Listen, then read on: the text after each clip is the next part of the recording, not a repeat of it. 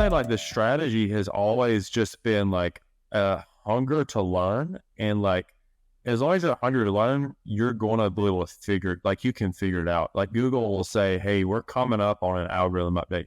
Sometimes they don't tell us that. Usually it's the ones that they don't tell us, the ones that kind of get us. They're a little surprising. Yeah. And so as an example, like Google's algorithm update, EEAT, not EAT, they changed it recently.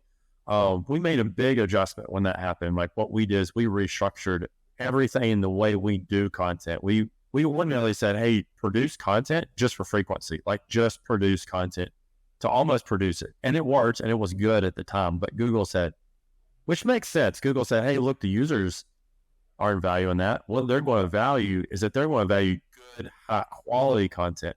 It's about like expertise, experience, authoritativeness, and trustworthiness. And that all combines to this update. Helpful content update is also part of this. So we've adjusted our strategy and producing less content and producing more high quality content, things that the people who are searching for, whatever it may be, maybe it's HVA service near me, or like, how do I do this? Like we are creating that content for them. So that way, when they're looking for it, it's what they want to see. And it's not just for Google.